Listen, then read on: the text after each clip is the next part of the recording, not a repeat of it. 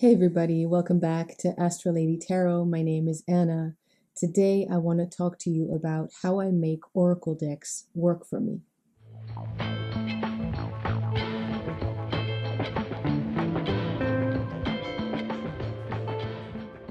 I am very tarot brained, and so I have to have some sort of a system. I have 5 oracle decks, which might sound like a lot for someone who doesn't really usually connect that well to oracle decks. As I said, I prefer tarot much more that system, 78 cards. I know the essence of each and every card, whereas an oracle deck, but that's the charm, that's the fun as well. It's a surprise usually, right?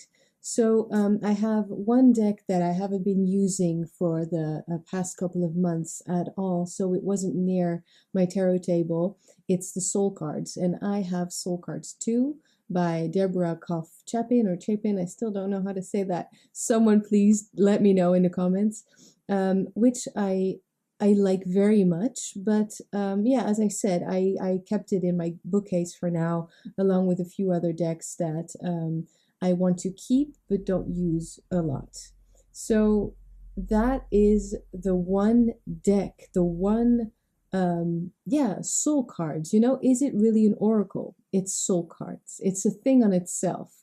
And I think it's such a wonderful thing of the artist that she was able to do this, because that is the one deck that really shouldn't have a system. It's meant for intuitive readings, right? With this artwork being evocative enough for us to get something out of it in the moment. And when I got the deck a while ago, now I don't remember exactly, but I saw different types of witches in there. I saw different types of magical beings. And I almost made a system out of it. I almost made an extra little book, little white book for myself, where I would describe the card, or like draw the card or print out the card, and then write the title that I had imagined for those specific cards. And then I was also able to pretty much divide the deck into 4 piles that are the 4 elements. But I'm glad I didn't do that, because, and I'm not going to do that, because those cards, as I said, are definitely supposed to be intuitive only. And me, as tarot brained Anna, it's a good thing for me to have one pack of cards that really is only supposed to be intuition, and let all of those those study things, the knowledge, all of that, let it aside and just focus on the intuition, which is of course a different type of knowledge, right? So that's why I'm holding on to that deck. I think it's also pretty good in just seeing this beautiful touch drawing, right? Seeing those colors and those shapes, and just the energy that the artwork, really, the paintings, what they show, that is also very useful in magical practice or intention work. But as I said, I haven't been using it for that. It's a little bit too out of my comfort zone at the moment. But maybe I will fall in love with them again, because, yeah, I keep them. I still keep them. Maybe I will just, rediscover them again. That's always fun. The cards that I use for intention work is the Oracle of the Radiant Sun. Now, I bought these cards solely for their aesthetic purpose, because they are absolutely beautiful. And yes, there's definitely a system there. It's a lot of cards in one pack, which I always appreciate, because I kind of feel like in Oracle you usually get a little less than in Tarot. But I don't use this system because I'm still not really into astrology, and this deck is all about astrology. And what I use it for now is when I want to have something, some cards you know, like presented on my altar, I flip through the deck and I just look at the keywords. Okay, so what fits what I really need now or how I feel now? And here we go, power. Just an example, right? In case I want to feel more powerful, in case I want to feel a little bit stronger in something, be a little bit more, yeah, grounded and sure of myself. Well, I just picked this card for the keyword, but then having it placed on my altar, I get to see it a lot more, and I get to look at it, and I get to make sense of all of these individual symbols on the cards. There is a sun and a moon. There is this stone doorway looking thing. There are mountains in the background, and then a woman's face. Then I can also go a little bit further and see that it's moon in, what is that? Scorpio. So that's how I use this deck. I think it's okay. I think I have a nice thing going on with this. It's really quite random, and it's not like I really need this deck, but the imagery is just so beautiful that I'm glad I found a purpose for it. And yeah, it's just reason enough for me to keep right now. I think it's, yeah, it works well. Why not? You know, it's sad that it's not being used for its purpose, or it's not being used, you know, as much as my tarot decks. It's perhaps a shame that it never gets shuffled anymore, but this is just how I find a use for this. Yeah, just this really cool artwork. Love it. Okay, here's another deck I've showed a lot on my channel. I've shown a lot. It's the Tantric Bikini Oracle, Secret Bikini Oracle. So all I did with this deck is make sure that I found every card in the book. There's a big book that comes with this deck where they explain what traditional tarot card these cards correspond to with. I never know how to say that, but the card 27, Magic Carpet, is, well, element of air, apparently, is what this all came from the book. And then it's the 6 of Swords. And instead of keeping this deck very intuitive and just going off of the imagery, or to study it so much that, you know, I needed to remember every single card, what it actually corresponds to in the regular tarot, what I did, and that's a reason why I'm actually glad that this is a reprint, this is not an original, I wrote on the cards. Now, I've shown this many times, but just to explain, this is how I make this deck work for me, because I see, you know, the number 27 doesn't mean anything. That just means the 27th card. But I see the little elements. Then I see the name Magic Carpet. Then I see, of course, the imagery. It's flying, it seems, across a part of the world, I guess. And I see in the corner, it's supposed to be the 6 of Swords. That, of course, brings me to a certain energy, right? A certain, where, you know, if it would be Rider-Waite-Smith, then instead of a boat crossing the water, now we have a flying carpet, you know, crossing an ocean. And so we get to the meaning of the card. So that's what I'm trying to explain here, how I love this deck, how the connection started to really grow, how it really started to become something I enjoy very much, is because I use the essence of 6 of Swords, meaning it can be Rider-Waite-Smith, can be Thoth, can be Marseille based, can be just numerology and elements, right? But I have that knowledge because it says so, you know, in the corner of the card. And then I look at the image, and that is how I make, I get this message. So here we have, and I did it old school style instead of like x minus 1 to say the 9. I made v5 plus 4 bars. But here we have 10 of wands, high tension. Yes, definitely. So you see, it's like this very muscly man with no head.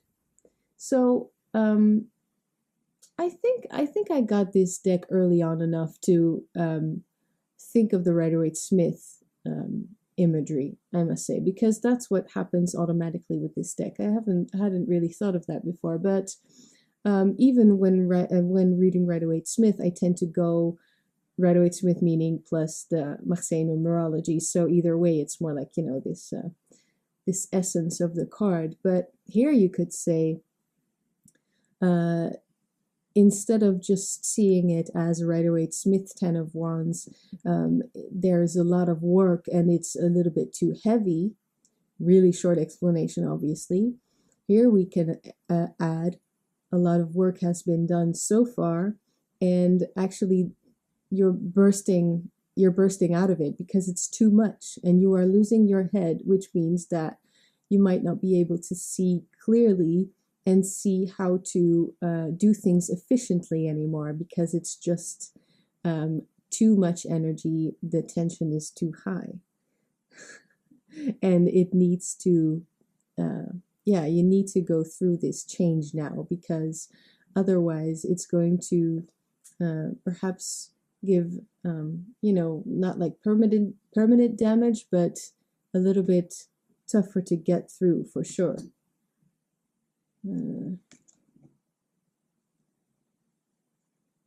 Just showing you other cards. So I haven't made an extra, God, it's the star.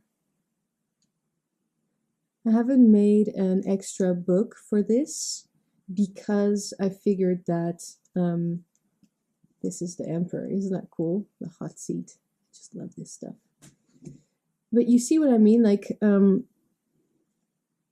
here we know in the majors, right?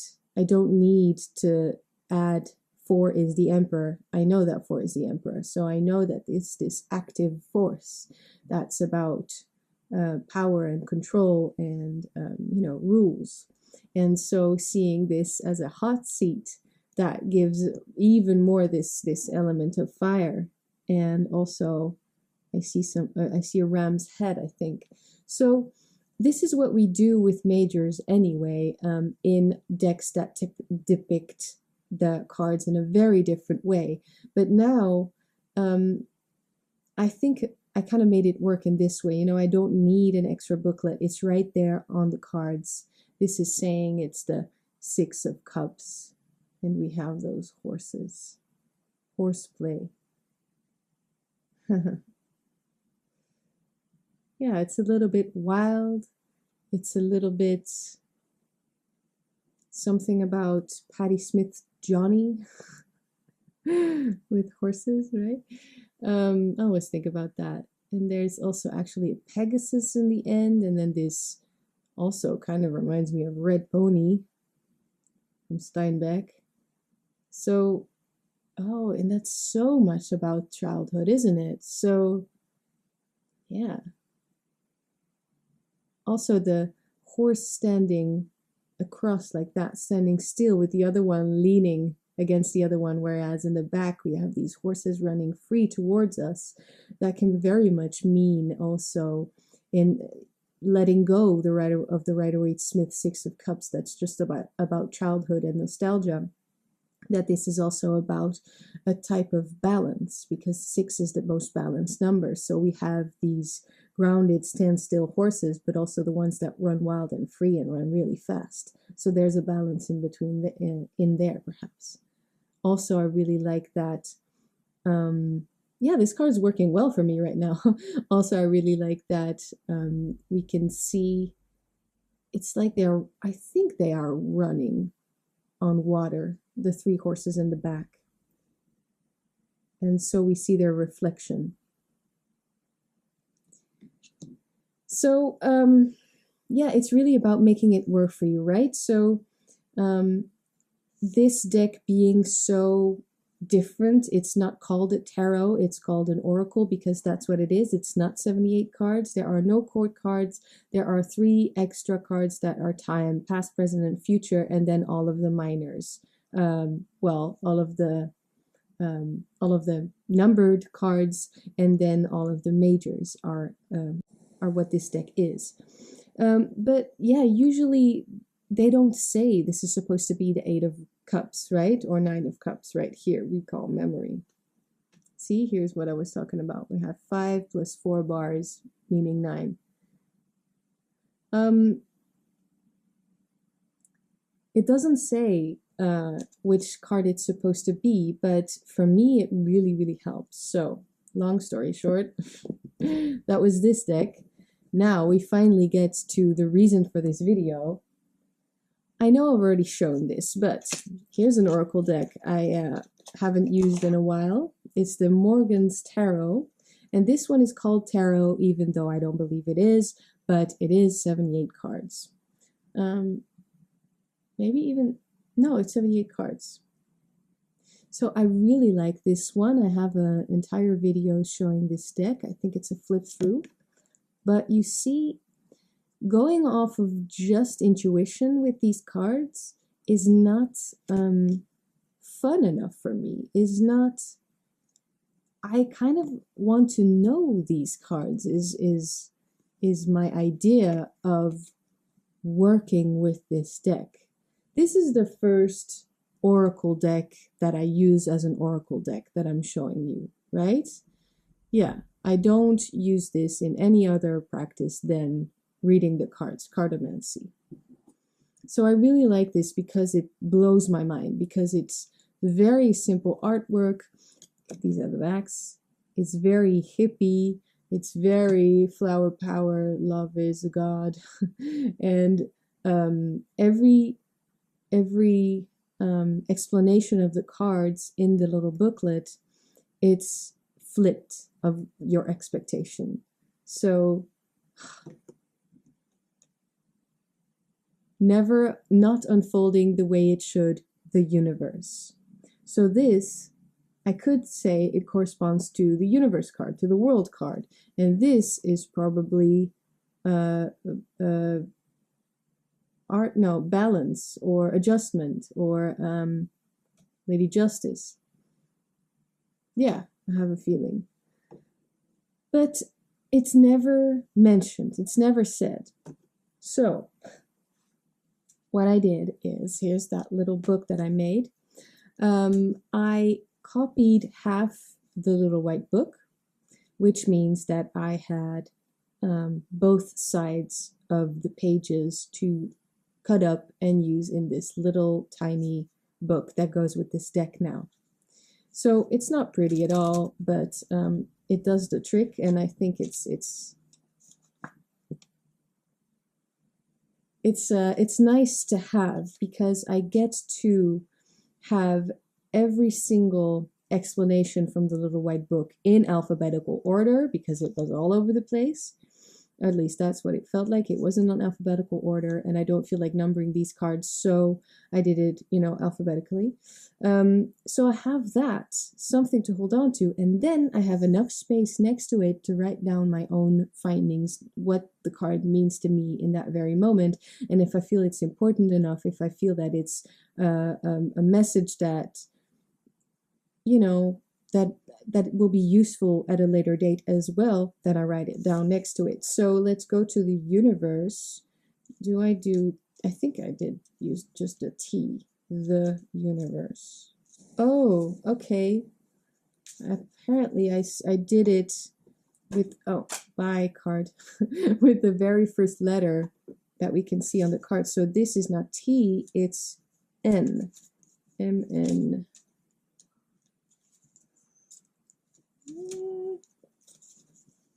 Okay, not unfolding the way it should, the universe. So this is what's in the book.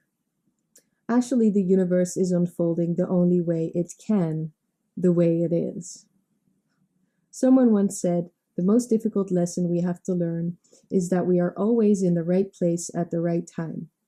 The basic message here is that regret and guilt are not useful emotions. Very true. So I wrote down pretty much the same thing, but in my own words, I guess. Everything is meant to happen because it is happening. It's all part of a divine orchestration that teaches you your most valuable lessons about life. It's just another way of putting it, I guess, that resonated with me at the time. It's just playing with these cards in a way that I feel will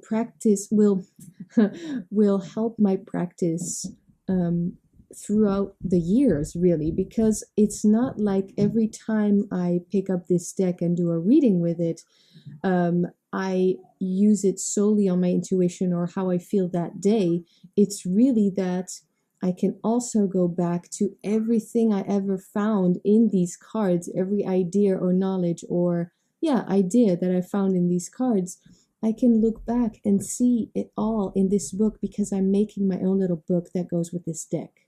So I'm wondering if anyone else out there does the same thing, because I find it so enjoyable, so much more enjoyable, not even valuable, yes, valuable, but most of all, so much more enjoyable to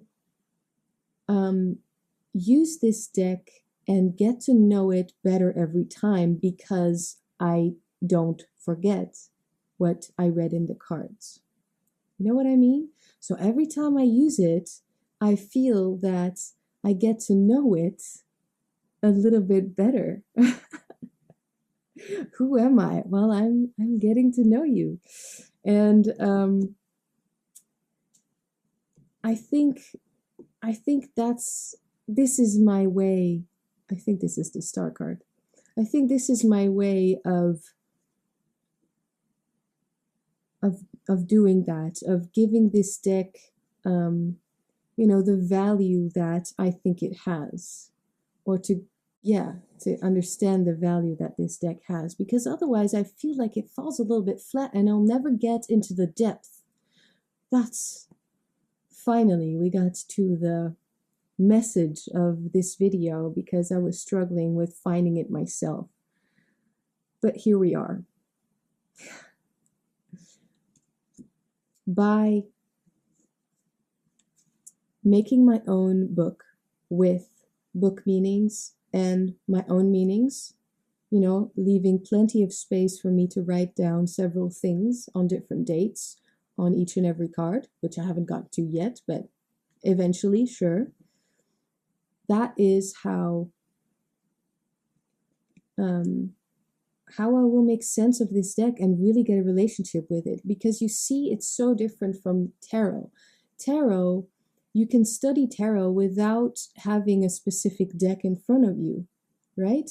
I don't study decks, I study tarot. And yes, okay, fine, I study the Thoth deck, for instance, but every single symbol, you kind of want to know, that's just the passion, the interest that goes into studying tarot. But really what we are doing is we are studying the system of the tarot, the pure system of the tarot. So then everything I learned with Thoth, I can also apply to Rider-Waite-Smith. You know what I mean? At least that's how I work. That's how I like to work. And I can apply it to the most abstract, strange looking deck. This is my Secret Bikini Oracle. You see what I mean? I can apply it to every tarot deck in the world, basically. Yeah, pretty much. I think that's true. But then getting back to my weird, one-of-a-kind almost, or at least that's how it feels to me, oracle decks, they are so random, and I just want him to be a little bit less random. So you see how that makes me feel like I'm actually building something up with these decks. The relationship isn't always on the surface every time I pull this deck out and do a reading for myself. No matter how deep it might feel that day, still, I'm just having a conversation with a friend I don't know, once every 2 years, just saying something, just as an example. But that's fine, having one conversation every 2 years. If that's what your friendship is like, if that's what your relationship is like, then that's fine. But isn't it sad to talk only once in 2 years, and yet you have forgotten every time you speak what you talked about last time, right? So that's why I have this. So I know what came through, and it's really not just the reading itself, because yes, that is for in the moment itself. It's really about dissecting the cards and understanding the deeper meaning of the individual cards, the deeper messages. A lot of talk, but I think I hope I made myself clear. Let me know if there are any questions. Now, I was so incredibly inspired by Manuela over on Place of Stillness, because she did this whole thing with the Living Altar Oracle, where she explained, where she went through the deck. Oh, all my cards are bowed now because they are close to the window and it's really cold. So the temperature difference, it's always like that in winter, isn't it? That's just how decks work. But then in summer, they'll be bowed the other way around or something. I don't know. It's like the temperature in between is the best, if you know what I mean. But Manuela went through the entire deck, which was something that I wanted to do but wasn't able to do, and I'm really, really thankful and super inspired and now also motivated to do it for myself. Thankful that she went through the deck and actually was able to make different sections of the cards. So she said we have topics, we have it's also a little bit in the book, but not as explicitly, not as clearly said. So we have different narratives. So we have phases of life. Well, yeah, I mean, please go watch her video because it's so clear. It's much clearer than this book, I must say.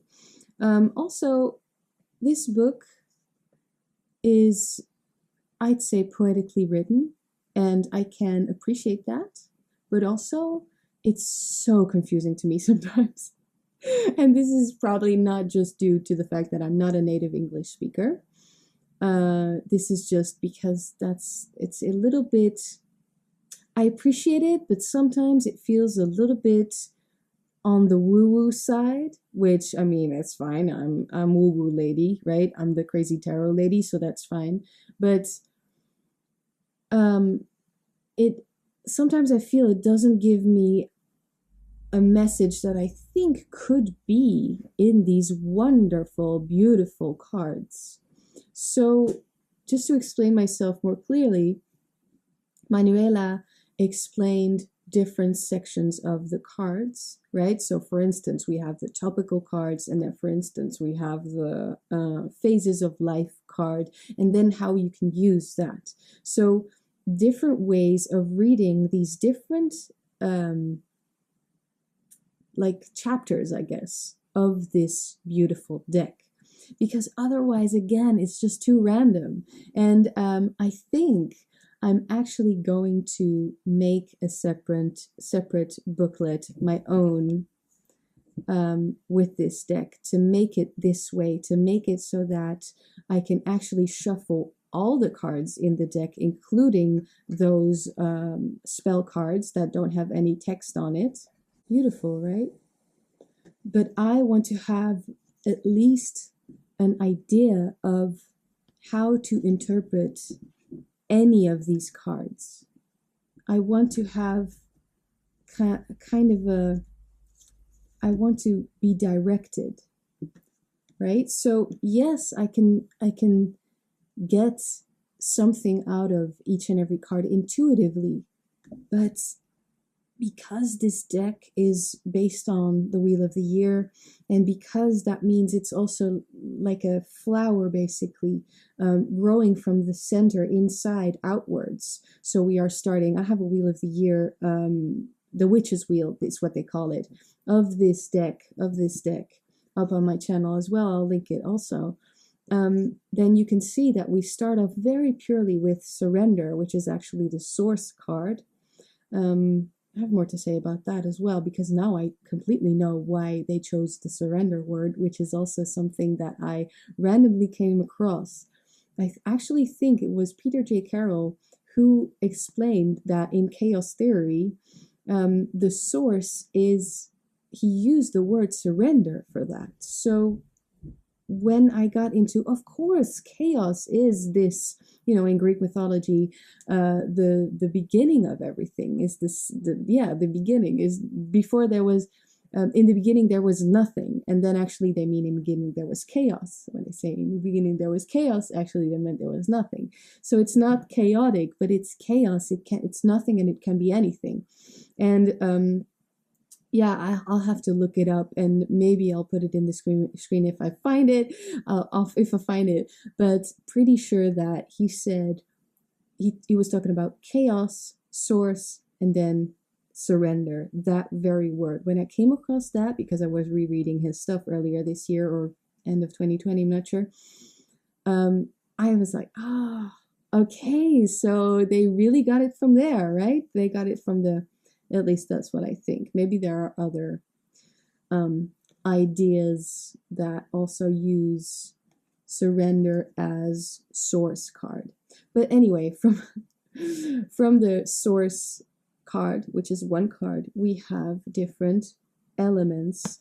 Then from the elements we get to, I think, the sun cards, the moon cards, and all of the phases, right? But that's how we build out. Then we get to different narrative arcs, and you'll just have to watch the video and Manuela's video, because she really made sense of this deck in a way that I, again, just didn't have the energy to do. And she made it so simple, and it's probably in this book, but I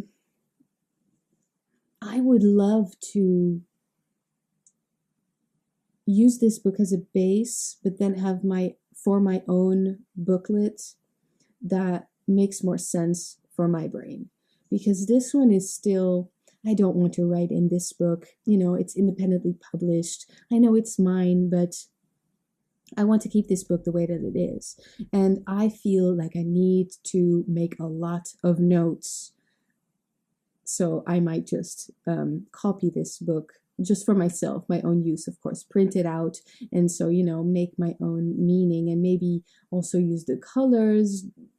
You see, like, make it much more easy to navigate through, and also fix some of the mistakes in this book, because there are one or two instances where they say something like, so what does the earth of earth hold for you at this time? Whereas in the next card, it's also saying earth of earth, whereas it's supposed to be air of earth. I mean, this is not what's in this book, what's wrong in this book, but just to explain, you know, those things are important. And if you don't pay attention, then you think you're reading the Princess of Discs, whereas you're supposed to read the Prince of Discs, right? Just saying. So that does make a difference. And yes, I am tarot brained, and yes, all of those elemental things, I will always relate them back to court cards. But it's also the other way around, because court cards, I read them elementally anyway. A lot of rambling about my practice, but I hope this makes sense, and I hope this was fun for you.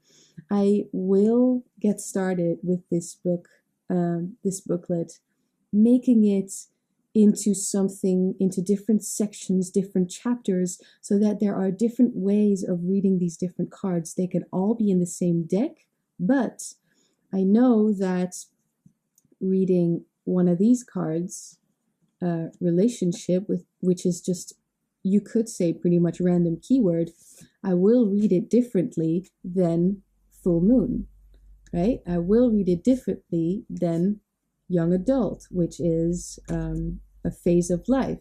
I will read it differently from, how beautiful, an elemental card, and differently, because my cards are flying around, because I haven't been using this in the pack, and now I will definitely reshuffle them in because Manuela made it so accessible to do so. Yeah, this was it. I know that I rambled a lot, but I didn't prepare this video and I still wanted to share it with you. I hope that was okay. Yeah, I think I'm right now going to get started with this booklet because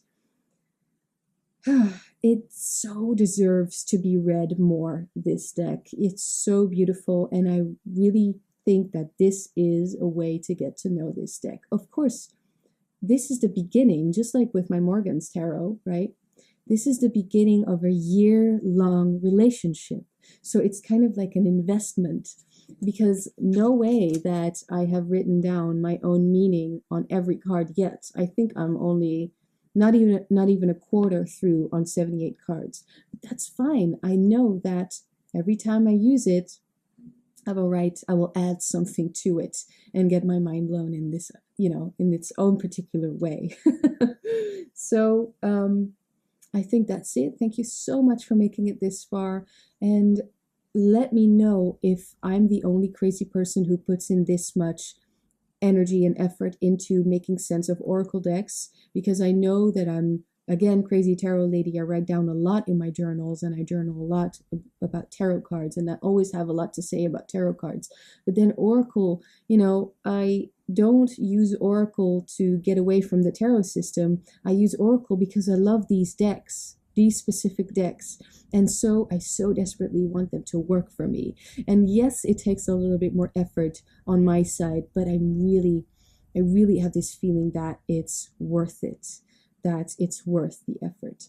So let me know if you do the same thing or something similar, or if you are completely comfortable with reading intuitively every single time, and you feel that you do get a deeper relationship with the deck and do get into the deeper meaning of the deck. But for me, I need something written down, something that I can see is building up and, filling a book. So that's my method, and I cannot wait to start this for the Living Altar Oracle. I'm so excited. This is my latest Oracle deck that I got. And yes, again, thank you so much for being here, and I will see you all in the next one.